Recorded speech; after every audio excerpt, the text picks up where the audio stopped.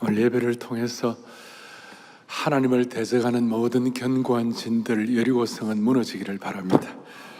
말씀을 통하여 여러분을 묶고 있는 것들, 올무로 묶고 있는 모든 것들로부터 해방되기를 소망합니다. 저는 오늘 기도하기를, 주여, 지금 우리 이사야 오늘 10장, 11장, 12장을 다 강해를 해야 되는데 이사야가 깨달은 말씀을 우리도 깨닫게 하여 주십시오. 이사야가 만난 하나님을 우리가 만나게 하여 주십시오. 그래서 오늘 제가 이제 하나하나 말씀을 해석할 때에 어느 말씀이 여러분들을 탁 이렇게 여러분들을 깨닫게 할지 모르니까 영의 눈을 열고 주님이 주신 음성을 듣기를 바랍니다. 첫 번째 11장 1절에 이 새의 줄기에서 한 싹이 나서 그 뿌리에서 한 가지가 나서 결실할 것이요. 그러니까 먼저 첫 번째 생각할 것은 이 새의 줄기에 임한 하나님의 영, 여호와의 영을 말씀하겠습니다. 예수님을 일컬어서 오늘 이제 이사야가 예언하는데 이 새의 줄기에서 나왔다. 이건 어떤 뜻인가 하면 보통 이제 예수님을 일컬어서 다윗의 뭐라고 해요? 자손이요. 여러분 기억나십니까? 신약에 예수님을 일컬어 다윗의 자손 예수여 이런 얘기 하잖아요. 하는데 오늘 이 새의 줄기다. 특별히 줄기는 다 이거 베어지고 그냥 밑동치 아무것도 아닌 거 이제 이걸 말하는데 이새의 줄기란 것은 초라한 이새의 가문, 내어놓을 것이 없는 이새의 가문 이런 뜻이에요. 그래서 과거에 그 사울왕이 다윗을 향하여 지칭할 때 뭐라고 할 때 이새의 아들이 별거 아닌 네가 이런 뜻이에요. 그러니까 이새의 줄기에서 났다는 것은 아무것도 아닌 것, 초라한 것, 연약한 것, 내어놓을 것이 없는 것이 무슨 일이 임하는가? 사실은 우리 주님께서 말구에 나시고 이 땅에 처음 우리 목수의 아들로서 초라한 모습이고 십자가에 달려 돌아가실 때 아무도 알아주는 사람 없고 그러기 때문에 연약한 우리가 예수님을 믿고 예수님에게 다가가기가 부담이 안 되는 것이에요. 아시겠어요? 오늘 그런 은혜를 우리에게 주신 주님을 찬양합니다. 그런데 이제 더 중요한 것은 남이 알아주지 않는 이새 줄기에서 났다 하더라도 여호와의 영이 임하시면, 이 중요한 여호와의 영이 임하시면, 오늘 우리 마음에 다짐도 있어야 되고 소원도 있어야 되는 거예요.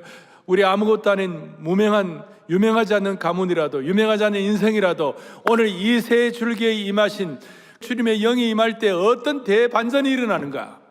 무슨 일이 벌어지는가? 보니까 주님의 영이 임하실 때에 오늘 1절, 2절 이렇게 나오죠. 뭐라고 나와 있습니까? 그의 위에 여호와의 영 곧 뭐예요? 지혜와 총명의 영이요 모략과 재능의 영이요 지식과 여호와를 경외하는 영이 강림하시리니. 오늘 여러분 마음의 소원을 하셔야 되는 거예요. 하나님 아버지, 이 새의 줄기같이 초라한 내 인생이라도 하나님의 영이 임하실 때에 지혜와 총명이 임하게 하여 주시옵시고 모략과 재능의 영이 임하게 하여 주시옵시고 지식과 여호와를 경외하는 영이 충만하게 하여 주십시오. 이걸 여러분들이 그냥 똑같이 공부를 해도 낚지 않은 사람이 있고 우등생이 있는데 오늘 이 말씀을 우등생으로 받아들이기를 바랍니다. 이 말씀 우등생으로. 누가 목사님 우리 자녀를 위해서 어떻게 기도하면 좋습니까? 이렇게 물어보는 부모님들이 계세요. 그러면 제가 답을 드리겠어요. 뭡니까? 오늘 이 6가지. 자, 처음에 지총, 지혜와 총명. 그 다음 모세, 영재가 아니라 모세, 모략과 재능의 영. 그 다음 지식과 여호와를 경외하는 영. 요게 임하면요 우리 아이들이 놀라운 아이들로 될 거예요. 어리버리한 남편이 있다면 주여 내 남편은 왜 이렇게 어리버리합니까? 그러지 말고 주여 우리 남편에게 오늘 이새 줄기에 임한 영이 임하게 하여 주십시오. 지혜와 총명이 임하게 하시고 모략과 재능이 임하게 하시고 지식과 여호와를 경외하는 영이 충만하게 하여 주십시오. 그 남편이 새로워질 거예요. 또 엄마 닮아가지고 머리가 안 돌아가는 자식,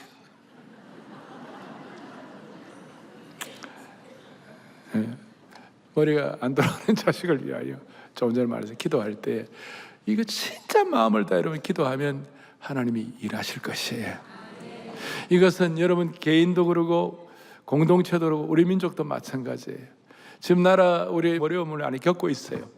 겪고 있는데 여기에 대해서 뭐 우리가 부정적으로 힘들고 이게 아니라 여러분 이게요 놀라운 기회가 되는 거예요. 이런 어려움이 없었으면 우리가 기도 덜 했을 거예요. 그러니까 지금 우리가 정말로 간절히 기도하면서 주여 이 상황에서 지혜와 총명의 영이 임하게 하여 주시옵시고 그러더라요. 모략과 재능이 임하게 하여 주시옵시고 지식과 여호와를 경외하는 영이 이 전국 가운데 주님 하나님의 영이 임하게 하여 주십시오. 그러면 여러분 이 상황이 대반전이 일어날 거예요. 대반전이 일어날 거예요. 그래서 뉴 코리아 새로운 나라가 오늘 기도도 하셨지만 새로운 나라로 대반전이 될 거예요. 할렐루야. 이걸 믿는 게 믿음이에요. 우리는 세상 사람과 다른 것이에요. 오늘 이사야가 만난 이 주님을 우리가 만나야 되는 것이고 이사야가 경험한 이 여호와의 영을 우리가 체험해야 되는 것이에요. 너무나 중요한 거예요. 하나님께서 주실 이 은혜를 기대해야 되는 것이 알겠어요? 우리나라는 어떤 나라입니까? 우리나라는 대한민국은 건국될 때 48년에 건국될 때에 물론 임시정부가 있지만 건국될 때 기독교 정신으로 세워진 나라예요. 놀라운 일이 벌어졌어요. 국민 참정권이 주어진 거예요. 미국도요 여성 참정권 늦게 됐어요. 스위스도 아주 나중에 됐어요. 그런데 우리는 처음부터 여성 참정권이 주어진 거예요. 놀라운 나라예요 우리나라가. 그때 그 당시에 언리트러시 문맹률이 80%였는데 지금은 문맹률이 거의 없어요. 거의 우리나라 90몇 프로가 다 문자의 동료를 다 이런 나라가 세상에 없는 것이에요. 우리가 이거 다 기독교 정신으로 말씀을 통하여 하나님의 영이 임하실 때 주신 은혜였는데 이번에 새롭게 되면 하나님이 일하실 것이에요. 아시겠어요? 그러면 이걸 우리가 좀 더 잘 알아야 되는 거죠. 지혜와 총명의 영이 뭔가? 그 이스라엘에 가면 메노라라는 촛대가 있어요. 메노라라는 촛대가 있어요. 촛대가 이렇게 촛대가 7개인데 그 중간에 보면 그게 중간에 기름으로 공급되는 기름 주전자가 있는 그 촛대가 중간에 있고 그 다음에 지혜와 총명의 영, 모략과 재능의 영, 지식과 여호와를 경외하는 영. 이게 메노라 촛대예요. 집집마다 그걸 밝히고 있는 것이. 그래서 이스라엘은 신약의 복음적인 은혜까지 못 받아도 구약의 은혜만 받아도 나름대로 유지를 하는 거예요. 우리는 신약의 창으로 신약의 복음적인 은혜까지 받으면 우리는 이스라엘보다 더 뛰어날 수가 있는 것이. 자, 첫 번째 지혜와 총명이 뭔가?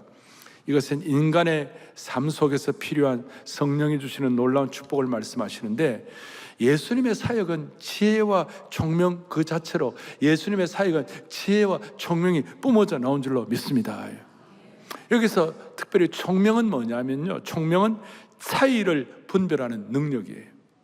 지금 이 시대를 살아가는 우리 모두에게 진짜 이 분별의 영을 주시기를 바라는 것이에요. 뭐가 진리고 뭐가 가짜인지, 뭐가 진실이고 뭐가 거짓인지, 뭐가 참이고 뭐가 어둠인지, 뭐가 밝음이고 뭐가 어둠인지 우리가 분별하는 분별의 영이 필요한 것이에요. 두 번째, 모략과 재능의 영은 뭐냐? 모략이란 것은 올바른 조언을 해줄 수 있는 능력이고, 그 다음 재능이란 것은 그 모략을 실천할 수 있는 힘이에요. 여기서 참된 권위와 능력이 나오는 것이에요. 여기서 삶의 방향을 잡아주고 힘을 부어주는 영이 바로 모략과 재능의 영이에요. 주여, 우리 성도들에게 올바른 조언을 듣고 해줄 수 있는 능력이 생기기를 바랍니다. 그리고 그걸 실천할 수 있는 힘을, 참된 권위를 여러분들에게 주시기를 바라는 것이에요. 그 결과 오늘 3절 뒤에 뭐라고 나와 있느냐? 그의 눈에 보이는 대로 심판하지 아니하며 귀에 들리는 대로 판단하지 아니한다. 자, 기가 막힌 모략과 재능의 영이 있으면요, 눈에 보이는 대로 눈에 보이는 대로 하지 않는 거예요. 보이지 않는 것을 볼 수 있는 능력을 갖는 것이에요. 예수님이 대표적이죠. 어느 날 니고데모가 찾아왔어요. 니고데모는 지식인이자 그 다음에 권력자의 이거였어요. 그런데 그 속은, 겉은 그런데 속은 영적으로 너무너무 무지한 거야. 거듭나는 게 뭔지도 모르는 사람이에요. 그런데 예수님에게 이 모략과 재능의 영이 있으니까 올바른 조언을 해주고 올바른 방향을 잡아주고, 이게 얼마나 대단했는지 그 예수님의 반대파들조차도 요한복음 7장 46절에 보니까 뭐라고 나와 있느냐? 모략과 재능의 영이 있으니까 함께요, 그 사람이 말하는 것처럼 말한 사람은 이때까지 있었나이다 없었나이다? 앞으로 하나님 은혜 주시면 여러분들에게 이런 말을 할 때 올 거예요. 야, 당신같이 놀라운 사람이 어디 있냐? 우리는 기가 막힌 하나님의 은혜를 받은 사람들이에요. 여러분처럼 대단한 하나님의 은혜를 받은 사람이 어디에 있느냐?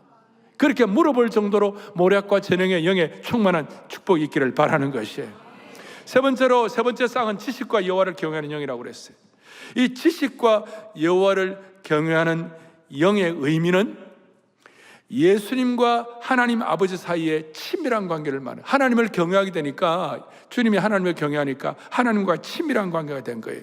그러니까 오죽하면 주님은, 그러니까 다시요, 지식과 여호와를 경외하는 영은 하나님을 경외하니까 예수님과 하나님 아버지 사이에 무슨 관계라고요?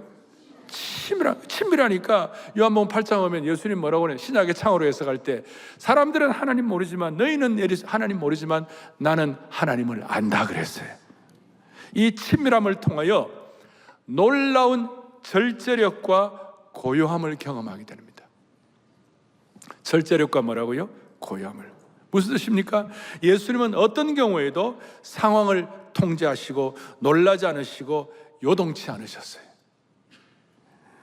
지식과 여호와를 경외하는 영을 통하여 주님과의 친밀함이 있으면 상황을 통제하고 요동하지 아니하고 놀라지 아니하고 하나님과의 친밀한 관계에서 나오는 안정감이 있는 거예요. 그래서 주님이 오늘 3절 뒤에 그가 여호와를 경외함으로 말미암아 즐거움을 삼을 것이며, 이 지식과 여호와를 경외하는 이 영 때문에 주님과의 친밀함 나오는 안정감, 요동하지 않는 것, 절제력, 이런 것 때문에 위급하고 어떨 때는 상처받고 슬픈 그런 상황 가운데서도 기쁨과 샬롬의 상황을 놓치지 않는 것이에요. 할렐루야. 그래서 제가 이걸 더 자세히 설명하지 못합니다, 시간 때문에. 그런데 6가지 영이 여러분들에게 주어지기를 바라는 것이, 아시겠어요? 우리 남편에게, 우리 아내에게, 우리 자식에게, 오늘 이 전국에 이 상황에서 하나님이 우리 민족과 한국교회에 이런 은혜를 주시기를 원하는 것이에요. 이제 또 하나의 놀라운 반전이 있는데, 그것이 뭐냐? 예수님에 대한 묘사가 오늘 11장 4절 뒷부분에 그 입에 막대기로 세상을 치며 그의 입술의 기운으로 악인을 죽일 것이며 그랬어요. 초라한 이새의 줄기에서 나온 예수 그리스도, 그렇게 했지만 주님의 하나님의 영이 임하실 때 6가지 축복을 받게 되는데, 이제 그것과 함께 동시에 또 하나가 뭐냐면 그 입에 막대기로 세상을 치며 그의 입술의 기운으로 악인을 죽일 것이다 그랬어요. 이거는 대반전이에요. 조금 전에 초라한 모습 그랬지만 오늘 여기 지금 이 상황은 뭐냐면 주님은 심판주로 오실 것이다. 그의 입의 막대기가 세상을 치는 막대기가 될 것이요, 그 입술의 기운, 숨인데 르가흐라고 그랬는데, 이 숨이, 이것이 주의 영과 주의 여호와 영이 임하니까 이새의 줄기에서 겸손하시고 초라한 이미지와는 다르게 또 하나의 압도적인 대반전의 모습을 보여주는 것입니다. 이것은 혼탁한 세상을 치는 모습이요, 메시아로서 심판주의 모습을 보여주는 것입니다. 부드럽고 자비롭고 온유하시고 겸손하신 주님이시지만 또 하나는 그 입의 막대기와 그 입술의 숨만으로도 악한 자들을 거꾸로 뜨리는 강력한 심판주로서의 역사를 하신다는 것입니다. 이게 뭐냐면 진리의 능력이에요. 그리고 이 반전의 진리는 타협할 수가 없어요. 여러분, 이 확고한 진리는요, 타협이 안 되니까 거룩한 무자비함이 있는 거예요. 다른 것은 이렇게 용납이 안 되는 거예요. 예를 들어서 만약에 1, 2, 3, 4, 5, 6, 7, 8이 저희 집사람 전화번호로 가십시다. 그러면 1, 2, 3, 4, 5, 6, 7, 7을 치면 전화가 됩니까? 안 됩니까? 절대로 안 됩니다. 이게 엄격함입니다. 확고한 숫자의 엄격함입니다. 안 됩니다. 그러나 그걸 전화를 하면 반드시 전화가 됩니다. 하나님의 말씀의 진리는요, 이 엄격함과 확고함과 좋은 의미에서 거룩한 무자비함이 있습니다. 타협이 안 됩니다. 악한 자들은 하나님이 거꾸로 때릴 것입니다. 예? 그래서 이런 내용을 나중에 사도 요한이 깨닫고 난 다음에 신약의 창으로 해석하는데, 요한계시록 19장 15절에 주님이 심판주로 오실 때 어떻게, 그의 입에서 예리한 금이 나오니 그것으로 뭘 해요? 만국을 치고 그 다음에 친히 그들을 뭡니까? 철장권세로 다스려. 옛날에 철장권세, 강력한 심판주로서 철장권세로. 그 다음 오늘 5절에 보니까 공의로 그의 허리띠를 삼으며 성실로 그의 몸의 띠를 삼으리라 그랬어요. 이사야가 이런 기가 막힌 표현을 하고 있는 거예요. 지금도 어떤 시인이 이런 얘기를 쉽게 할 수 있겠어요? 놀라운 표현이죠. 고대 근동에서 허리띠를 둘렀다는 것은 신속한 행동을 하기 위한 준비. 그래서 이런 하나님의 공의와 정의, 그 다음에 입에 막대기, 그 숨의 심판주의 역사가 요한이 또 깨달았는데 요한계시록 19장 11절에 뭐라고 되어 있는가? 그의 이름은 충신과 진실이라. 그가 공의로 심판하여 싸우더라 하나가 있어요. 놀라운 말씀. 그의 이름은 충신과 진실이라. 그가 공의로 심판하며 싸우더라. 오늘 이 확고한 타협할 수 없는 진리의 말씀을 선포하시는 주님을 찬양합니다. 다시요, 참된 진리는 타협할 수 없는 거룩한 무자비함이 있는 것이. 오늘 저는 이런 내용들을 가지고 우리가 소원하고 싶어요. 대한민국은 지혜와 총명이 역사하는 대한민국이 되게 하여 주십시오. 모략과 재능의 대한민국이 되게 하여 주십시오. 제가 이렇게 하면 한 번 더 크게 우리 반응합시다. 지식과 여호와를 경외하는 대한민국이 되게 하여 주십시오. 타협 없는 진리가 선포되는 대한민국이 되게 하여 주시옵소서. 공의와 성실이 통하는 대한민국이 되기를 소망합니다. 정말 너무 중요한 거예요. 너무 중요한 거예요. 그럴 때 우리들의 삶의 현장을 통해서, 우리의 기도를 통하여 우리 민족의 역사가 새롭게 변화되리라고 믿습니다. 찬송가 피난처에 있으니 환난을 당한 자 이리 오라. 그 가사 가운데 이방이 떠들고 나라들 모여서 진동하나 우리 주 목소리 한번 발하시면 천하의 모든 것이 처리되겠네. 천하의 모든 것이 망하겠네. 오늘 이 정도만 하더라도 오늘 말씀에 우리가 주님의 뜻이 무엇인지를 깨달아 알 수 있어요. 그러나 주님은 이 정도가 아니에요. 주님은 우리의 생각을 항상 뛰어넘는 하나님이세요. 이사야 11장 오늘 앞부분의 얘기, 그 다음에 뒤에 6절부터 9절까지 여러분들이 어릴 때부터 들었던 분들이 많이 계실 거예요. 이리와 사자와 표범이 변화되어 가지고 독사의 굴에서 어린아이가 손을 넣었을 때 괜찮을 것이요, 이 대단한, 정말 어떻게 보면 황홀한 어떤 그런 표현이 나와요. 그것이 6절부터 9절까지만 따로 떼어 있는 것이 아니라 1절부터 5절까지의 이런 배경을 가지고 이새의 줄기에서 초라한 인생이지만 주님의 영이 임했을 때 갖는 6가지 축복을 가졌을 때에 그 다음에 나타나는 하나님의 다스리심의 결과, 하나님의 영이 임하심의 결과가 어떤 일이 벌어지는가, 그 결과가 6절부터 9절까지예요. 아마 이 내용을 어릴 때 들어본 분 많이 계실 텐데, 그래서 저는 이런 내용을 이게 나는 완벽하지는 않지만 이 내용이 그런대로 주님 내 생에서 예고편으로도 맛보게 하시고 또 이런 우리가 사명과 이런 꿈과 이런 어떤 비전을 가지고 살아가게 해달라고 저에게는 큰 도움이 됐어요. 남들은 볼 때 말도 안 된다, 그런 일이 어디 있나 그러지만 오늘 주님의 음성을 이사야를 통하여 확증하시기 바랍니다. 6절부터 저와 같이 교도하십시오. 6절, 그때에 이리가 어린 양과 함께 살며 표범이 어린 염소와 함께 누우며 송아지와 어린 사자와 살찐 짐승이 함께 있어 어린아이에게 끌리며. 어린아이가 말이죠, 표범과 그 다음에 송아지와 어린아이가 이런 걸 막 이제 끌고 가는 거예요. 어린아이가 끌고 가는 거예요. 7절 다 같이 읽겠습니다. 암소와 곰이 그것들의 새끼가 함께 엎드리며 사자가 그 약육강식 그 동물들을 찢어먹는 사자가 소처럼 풀을 뜬 채식동물로 바뀐다는 거예요. 기가 막힌 일이에요.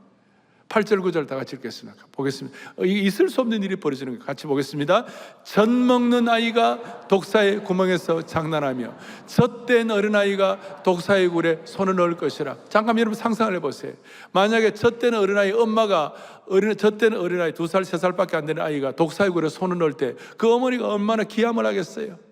그런데 그날이 오면 무슨 일이 벌어지는가? 8절에 이런 역사가 일어나고 9절 다 함께 내 거룩한 산 모든 곳에서 해변도 없고 상함도 없을 것이니 이는 물이 바다를 덮음같이 여호와라는 지식이 세상에. 할렐루야, 할렐루야. 이게 되겠나? 기가 막힌 일이 벌어진다는 것이. 어린아이가 독사의 굴에 손을 넣어도 해를 입지 않는 것이. 어린 자녀가 독사와 함께 한다는 것이 말이 됩니까? 동물들이 포악함을 버리고 독사의 독에 해를 끼치지 못하고 사자가 소처럼 풀을 뜯는다는 것이. 코브라가 독에 무슨 언제 이런 일이 일어날까요? 주의 영이 임할 때, 여호와의 영이 6가지 속성으로 채워질 때에. 저는 이 말씀을 그대로 믿습니다. 저는 말씀대로 목회하고 싶습니다. 그런데 오늘 여러분들도 저와 함께 이런 말씀을 그대로 믿는 가운데서 나타나는 하나님의 은혜와 결과를 여러분들이 체험하시기를 바라는 것이에요. 그리고 이 말씀의 키 중에 하나가 뭐냐? 여기 보니까 이리가 변하는 거예요. 늑대가 바뀌는 거예요. 표범이 변하는 거예요. 사자가 변하는 거예요. 곰이 변하고 독사가 변하는 것이에요. 그래서 오늘 이 말씀의 핵심의 내용 중에 하나가 뭐냐면 변했다는 것이에요. 영어로 말하면 transformation, transformed. 어떻게 폭력을 행사하고 갈기갈기 찢어버리고 생명을 사냥하는 더러운 야수, 독사, 이리, 표범들이 어떻게 어린 양과 송아지와 함께 동고동락할 수 있는지, 이게 영적인 의미가 뭔지, 그것은 저와 여러분 속에 있는 본성을 하나님이 변화시켜 주신다는 것이에요. 우선적으로 우리는 우리 자신에 대해 스스로 실망해가지고 나는 변하지 못할 거야, 그리고 한번 찍으면 계속 찍히는 사람들 있잖아요. 그런데 여러분, 내 힘으로는 변할 수 없어요.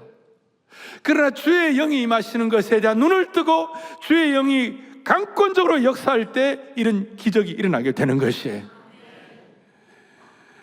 이런 포악한 짐승의 이 본성은 우리가 과거에 예수님 모르고 하나님 없이 내 마음대로 살던 우리의 육신의 본성이 우리가 피의 복음, 보혈의 복음을 통하여, 그리고 그전에는 이리 같고 표범 같고 사자 같고 곰 같고 독사 같은 사람이, 아니 이리가 누굽니까? 하나님을 알기 전에 나라고 말할 수 있어요. 표범이 누굽니까? 하나님 알기 전에 우리라고 말할 수 있어요. 그런 우리의 본성이 짐승인 본성이 오늘 주의 영이 임하시면 변한다는 것입니다. 변한다는 것입니다. 우리도 사람이니까 누가 우리를 오해하고 우리를 괴롭히고 우리를 공격하고 우리를 못되고 할 때 우리도 그냥 그대로 복수하고 싶고, 화가 나가지고 팍 하고 외칠 때 여러분 그때 그 입에 그게 독성이 있어요. 독성이 있어요. 오늘 주의 성령이 임하셔가지고 지혜와 총명, 모략과 재능, 지식과 여호와를 경외하는 영이 우리에게 축복이 될 때 우리의 본성이 변한다는 것입니다. 사나운 성품이 변한다는 것입니다. 표독한 성질이 바뀌게 되는 것입니다. 항상 불평, 불만, 복수심으로 들끓던 내 마음에 하늘의 평강이 찾아오게 되는 겁니다. 그러니까 절제가 있고 안정감을 갖는 것이. 대표적으로 여러분, 바울의 본성은 스데반 그 착한 스데반 집사님을 돌로 쳐 죽였어요. 독사입니다. 살인 면허증을 가지고 말 타고 다마스커스로 하나님 있는 하나님의 교회를 핍박하러 말 타고 가는 그때에 그 기세 등등하던 그 사울 바울의 모습은 날카로운 일입니다. 그런데 하늘의 영이 임할 때에 사도 바울이 나는 죄인의 개수다, 나의 나된 것은 하나님의 은혜다, 이리와 독사의 본성이 착한 양으로 변한 줄로 믿습니다. 어느 날 사마리아 성을 지나가는데 야고보, 요한이 딱 보니까 사마리아 성 사람들이 영접을 하지 않으니까 주님, 저 하늘에 우레 천둥 번개를 내려가지고 다 죽여버립시다. 벼락 같은 성격이, 말 안 들으면 그냥 그 칼을 깨내가지고 말고의 길을 베어버리는 있잖아요. 누가 이 말고의 길을 모르고 말고기를 뱉다, 말을 뱉다 이런 사람이 있어요. 그런 그 격렬하던 바울이 착한 양으로 바뀌게 된 거예요. 착한 양으로. 극적인 변화. 독사와 뱀은 인류에게 죄를 가져오는 상징적인 동물이에요.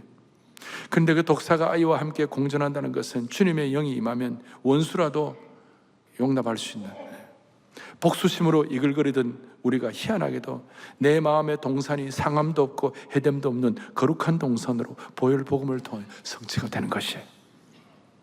예를 들어서 이 보혈 복음을 예수의 영이 임하시면 폭력적인 아버지가 변화되는 겁니다. 못되게 구는 독사 같은 자식들이 변화되는 것입니다. 암예배 때는 독사 같은 자식들이 변화된다는 데서 아멘이 더 컸어요. 부모님들이 많아갖고 아마 여기는 폭력적인 부모님들이 변화되게 해주십시오. 아마 다음 예배는 더 할 겁니다. 여러분 생각해 보세요.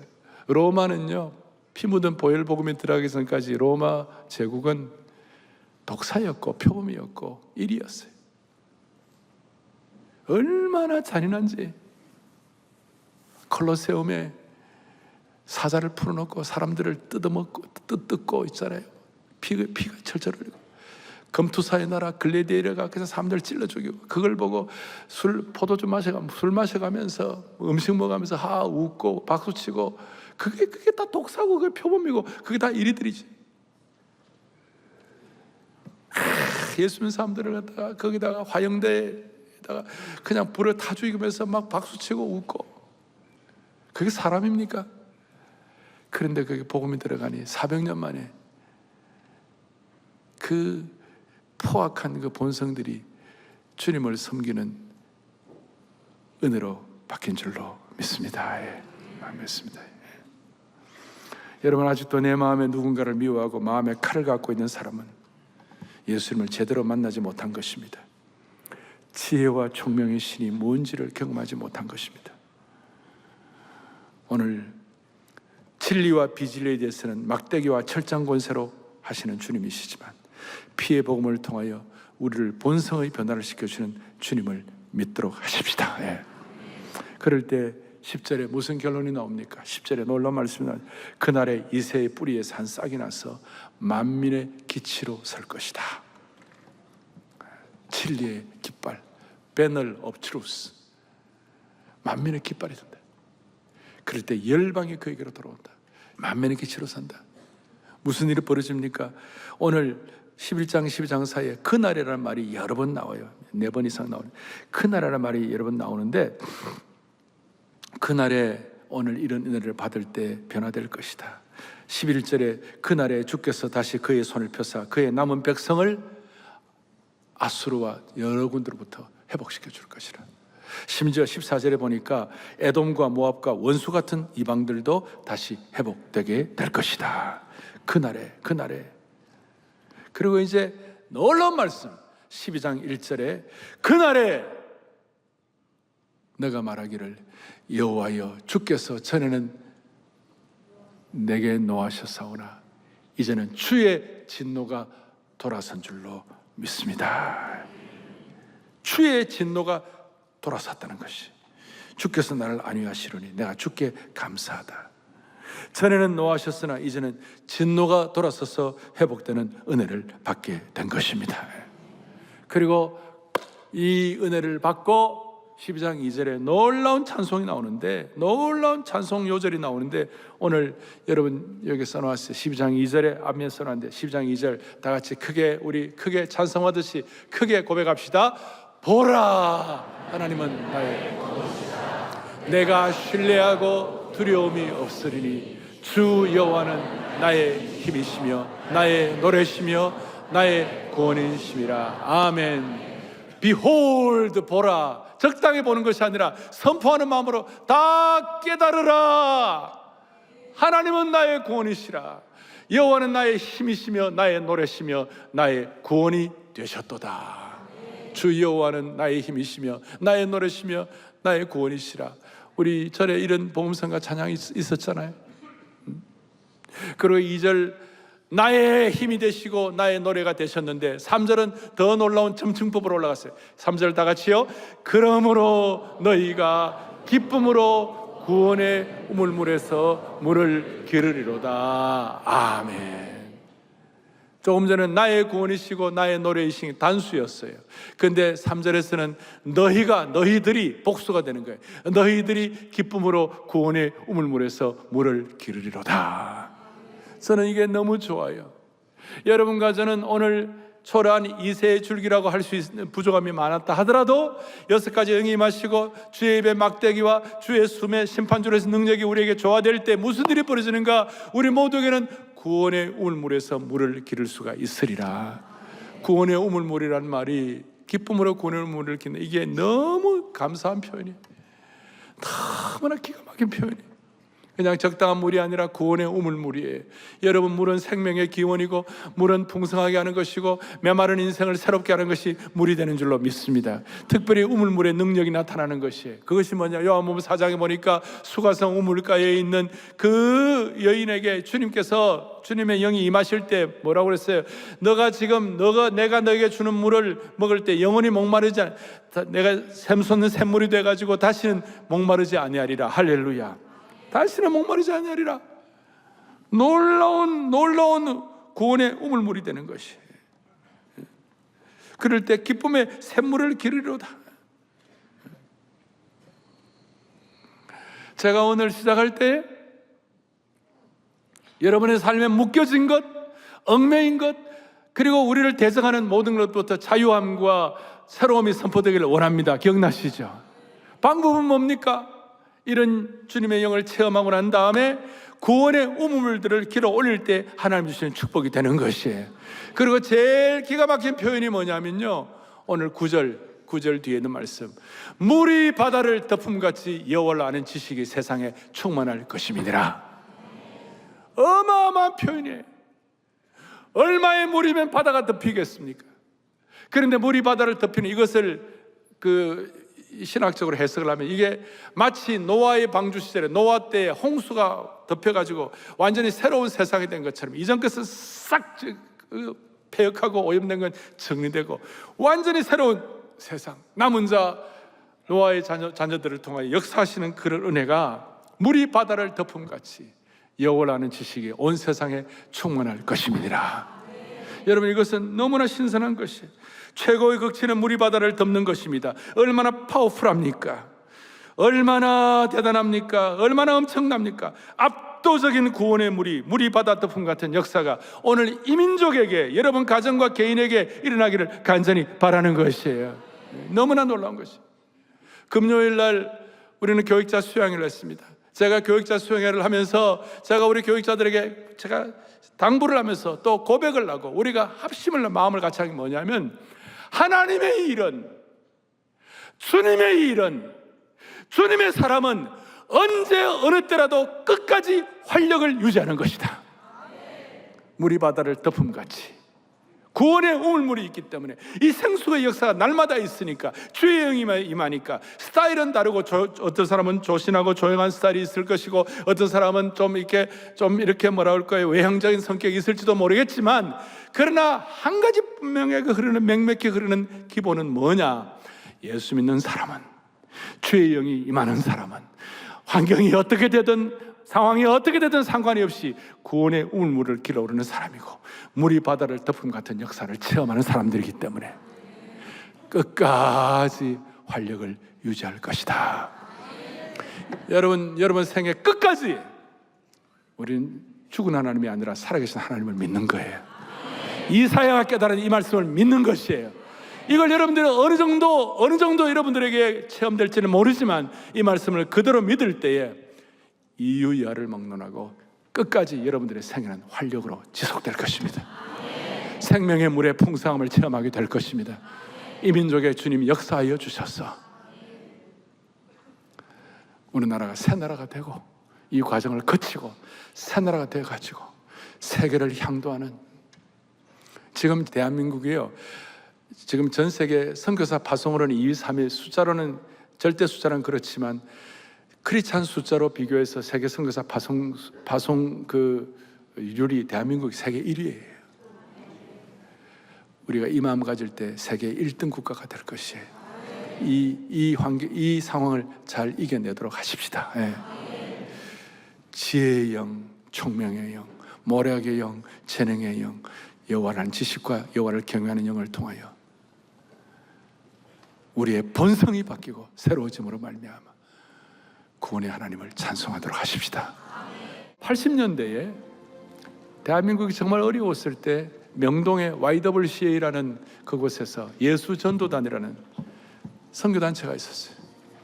그 선교단체에서 많이 부른 찬송이 보라 하나님은 구원의 나의 힘이시라, 주 여호와는 나의 힘이시라, 그러므로 너희가 기쁨으로 구원의 샘에서 물을 기르리라. 이 찬송, 이런 찬송을 할 때에 80년대 대한민국의 위기가 해결된 것이에요. 그리고 90년대 대한민국 위기가 왔습니다. 그럴 때 물이 바다 덮음같이 이런 찬송을 통하여 대한민국의 위기를 극복하게 된 것입니다. 할렐루야. 80년대를 극복하게 하시고 90년대 위기를 극복하게 하신 하나님이시라면 지금 이런 찬송과 말씀을 통하여 우리를 새 나라로 만드시는 하나님의 은혜가 있게 될 것입니다. 할렐루야. 가슴에 손을 얹겠습니다. 아버지 하나님, 이 사회를 통하여 놀라운 말씀을 주신 주님을 찬양합니다. 초라한 상황, 절망적인 상황, 비참한 상황에서도 여호와의 영, 성령이 물이 바다 덮음같이 임하시면 우리에게 대반전의 영적 승리가 이루어질 줄로 확신합니다. 민족의 격변의 상황 가운데서 성령이 역사하시는 지혜와 총명의 영, 모략과 재능의 영, 지식과 여호와를 경외하는 영, 물이 바다 덮음같이 임하게 하여 주옵소서. 독사의 굴의 위기에 있는 개인과 사업장과 대한민국의 압도적인 여호와의 영으로 은혜로 덮어 주옵소서. 그래야 우리나라가 기적의 나라가 되게 하시고 기적의 직장이 되게 하시고 기적의 가정이 되게 하여 주시옵소서. 독사굴에서도 여호와의 영으로 임하시는 우리 주 예수 이름으로 간절히 기도 올리옵나이다. 아멘.